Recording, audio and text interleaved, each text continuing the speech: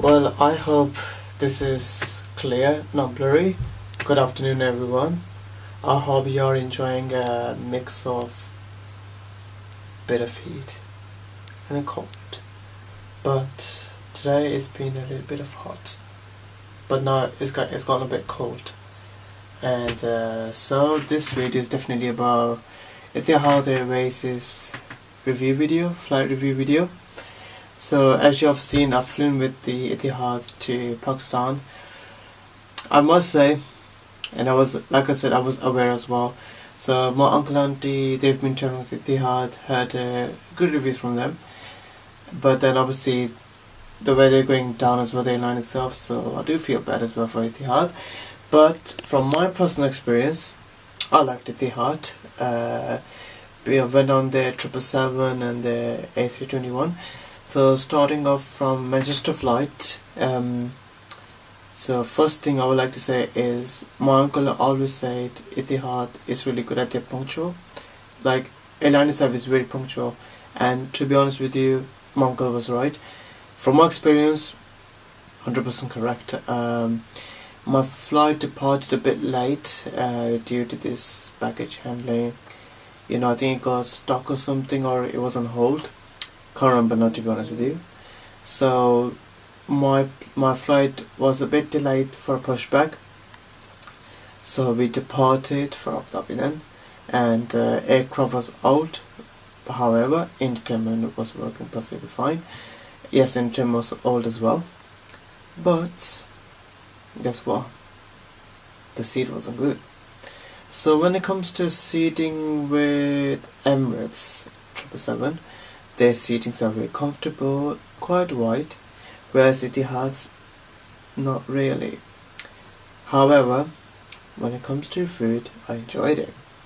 So Etihad had like 3 meals, typical meal like chicken and lamb, but this time they had pasta.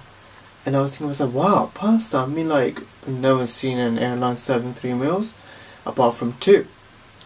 So I went for lamb, because I'm a meat eater. If I went for pasta, I would be hungry even more.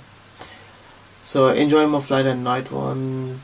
Then coming like hour or 2 before arrival at Abu Dhabi, obviously you do get served a snack.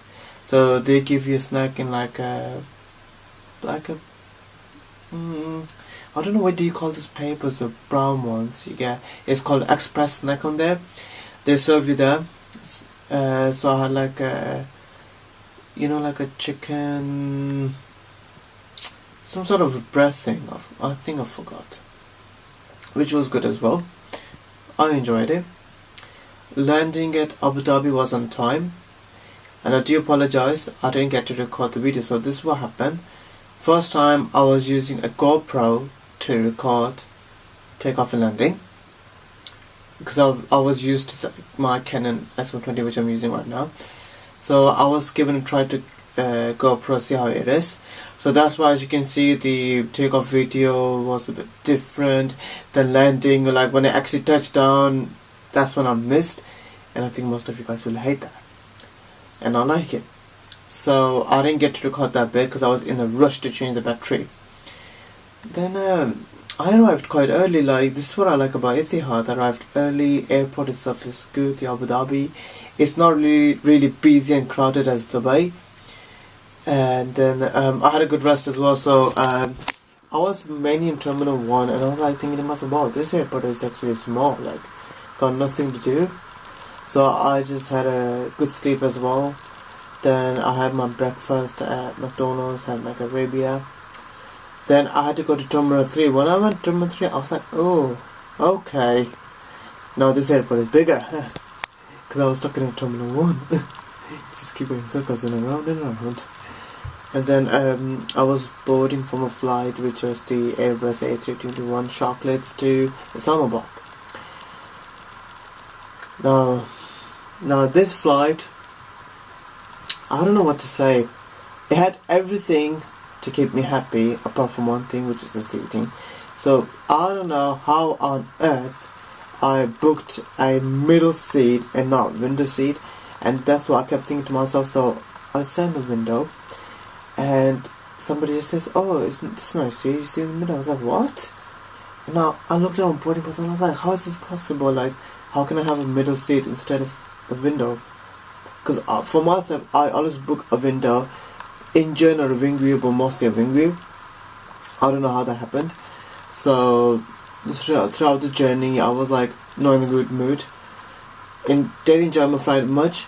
However, entertainment was latest. I was just like, watching movies, whatnot. I arrived to Islamabad. Flight itself was good. A321 was a young plane, rather than old. So with the Islamabad airport, I'll make a video on that later on. Now let's talk about my return flight to UK. So me personally, my both flights were at the night. So from Manchester 8 o'clock-ish, Islamabad 8ish as well. I prefer that because reason why I do, it's just like I'm not a morning person. I'm not that really a morning person to get up early and then leave. Like I'd rather have my good rest and then go take my time, get ready and go to the airport. That's what I did. So my return flight flew from Islamabad. I think it was the same aircraft with the same reg, I believe so. But luckily I had a window seat this time, so I checked everything before coming to the airport. So I had a window seat by the wing view, which I really enjoyed it. But what was the best part was when it was descending over Dubai. Oh, that was like my best and favorite part, honestly. So what was the best part? I mean, when it comes to landing in Dubai at night, it is full of lights, so you can see everything. It's nothing like dark, like power cuts. It's like when you're landing in the UK, mostly Birmingham, I land in Birmingham at night time, and it's completely dark. I can't see nothing. But when it comes to Dubai, I can see everything. So I was flying over Dubai, and I actually flew over Dubai's airport, and I was like really excited. Took a quick picture of it. It's on my Insta story as well. If you follow me on Insta, it's on there. And then I landed at Abu Dhabi quite early. My God, I was really impressed by the flight itself. How we arrived there early, and I wasn't expecting that, really, to be honest with you. I arrived quite early. I really do apologize about this. I've been up since 7ish. I had to take my mom to GP, and after that I'm just really tired, so I do apologize about that. And here's a piece of advice: if you got work the next day, don't even take a night flight. Like obviously midnight like from Abu Dhabi, arriving to UK early morning. Don't, honestly don't. You'll be dead tired. So I was shopping around. So as soon as I landed at Abu Dhabi, I was thirsty, so I just went for water straight away. So luckily they've got those sections where you can drink water. It's like when you're in the gym and you want to drink water, you can just press a button and start drinking water. They've got one of those things. So I've drank water straight away. Then I was doing a little bit of shopping in Abu Dhabi myself. Then coming to a flight to Manchester, I must say my auntie always said their flights are always full, no matter what. So my flight from Manchester to Dubai, throughout the flights, UK to Pakistan, Pakistan to UK, was jam-packed. So Manchester flight was fully full, and luckily it was the latest 777, well, 6 years old, with the old livery, as I was like really wishing to fly in the old livery as well. And then obviously the seating was the same, so I wasn't really fussed. I really hate doing this, but I do apologize once again. So I think we didn't depart that late, but it was slightly late. However, when it departed, I was served a small meal, I would say like a snack. So obviously I was given that. Where I head from Islamabad to Abu Dhabi, I was served that snack, really, to be honest with you.